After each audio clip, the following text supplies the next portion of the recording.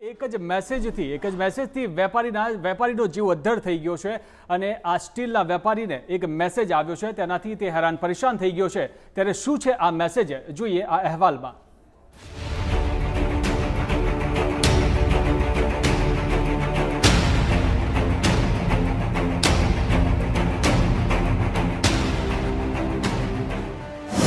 લોખંડ અને સ્ટીલ પર રમાઈ રહ્યો છે ખુલ્લેઆમ સટ્ટો।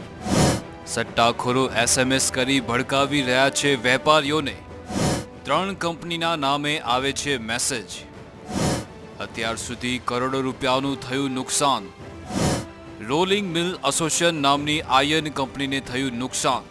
ગુજરાત સિવાયના ઘણા રાજ્યો જેવા કે છત્તીસગઢ, પંજાબ, યુપી, મહારાષ્ટ્રમાં લોખંડ અને સ્ટીલ પર ધૂમ સટ્ટો રમાઈ રહ્યો છે। મોબાઈલ પર મેસેજ કરીને ટ્રેડિંગ અને રોલિંગ મિલ એસોસિએશનના વેપારીઓને ભડકાવવામાં આવે છે। મેસેજમાં એક લોખંડ અને સ્ટીલમાં તેજી મંદીનું જણાવી ડબ્બા ટ્રેડિંગ કરાય છે, જેના લીધે વેપારીઓને અત્યાર સુધી કરોડો રૂપિયાનું નુકસાન થયું છે। જે માર્કેટને મેન્યુપ્લેટ કરતા હતા એના હિસાબે અમે ભેગા થયા હતા કે અમારી આખી જ જો અમારો ટ્રેડ છે એ બહુ જ પરેશાન હતો। મેન્યુપ્લેટ કરીને એ લોકો માર્કેટને ઉપર નીચે ખૂબ જ કરી રહ્યા હતા। એના હિસાબે બધાએ ખૂબ જ લોસ કર્યો છેલ્લા 1.5-2 વર્ષમાં।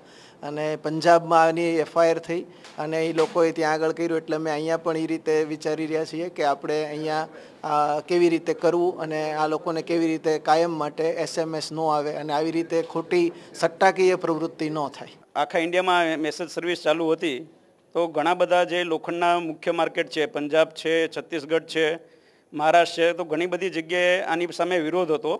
ગુજરાત પણ તેની સાથે જોડાયેલું છે અને દરેક લોકો આનાથી પ્રભાવિત છે। ખરાબ રીતે ખરાબ અસરો આવી છે તો તેની સામે કઈ રીતે પગલાં લેવા તેની માટે ઘણા સુરતથી છે, અમદાવાદથી છે, રોલિંગ મિલ એસોસિએશન છે, ઇંગટ મેન્યુફેક્ચર એસોસિએશન છે, શિપબ્રેકરવાળા છે, તો દરેક લોકો ભેગા થઈ, સ્ટીલ રિલેટેડ દરેક લોકો ભેગા થઈ અને આ બાબત આનો કઈ રીતે ઉકેલ લાવવો તેની માટે આજે મિટિંગ રાખવામાં આવેલ।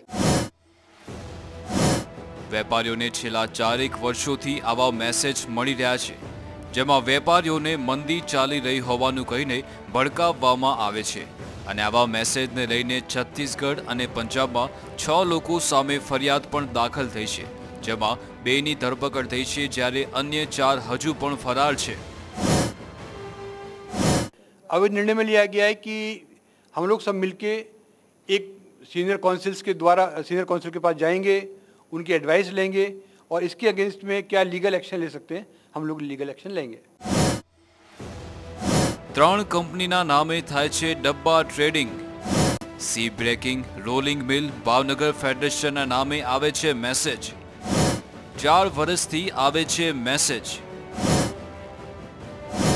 મેસેજના નામે ખુલ્લેઆમ ડબ્બા ટ્રેડિંગ અને સટ્ટા બજારી થઈ રહી છે। અત્યાર સુધી આવા મેસેજના ભોગ અનેક વેપારી બની ગયા છે। ભોગ બની ગયેલા વેપારીઓ દ્વારા હવે કાયદેસરના પગલાં ભરવામાં આવી રહ્યા છે, પણ ક્યાંક ને ક્યાંક ડબ્બા ટ્રેડિંગમાં પણ મિલીભગતને કારણે સટ્ટાખોરો પર પડદો નાખવામાં આવી રહ્યો છે। રોલિંગ મિલને જે તકલીફ પડતી હતી એમાં અમને ટ્રેડર્સોને પણ બહુ તકલીફ પડતી હતી। એસએમએસથી સવારે એ લોકોનો અમને રેટ આવે અને બપોરે એકદમ જ એ લોકોનો બુકિંગ ક્લોઝ કરીને અમને મેસેજ આવે, તો અમે બધા ટ્રેડર્સો કોઈ પ્રોજેક્ટમાં સપ્લાય કરતા હોઈએ અને રેટ આપ્યા હોય ને બપોરે આ મેસેજ આવે બુકિંગ ક્લોઝનો, એટલે અમને પણ બહુ તકલીફ પડતી હતી। આખા ટ્રેડને નુકસાન થયું છે। ભાવનગરની અંદર શિપ બ્રેકિંગ, રોલિંગ મિલ અને ફર્નેસ આ 3 એસોસિએશન છે। 3 એસોસિએશનના દરેક સભાસદ સવારની ખરીદી છે એ એસએમએસ મારફતે કરે અને ડિમાન્ડ એન્ડ સપ્લાયના આધારે ખરીદી નહોતા કરતા। એટલી બધી ખૂબ ખરાબ અસરો આ એસએમએસની આખી ઇન્ડસ્ટ્રીઝ ઉપર થઈ છે।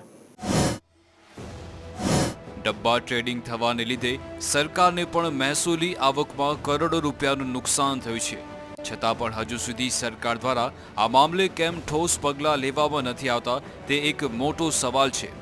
આવા ખોટા મેસેજ બંધ થાય અને આરોપીઓ સામે કડક પગલાં લેવાય તેવી વેપારીઓની માંગ છે।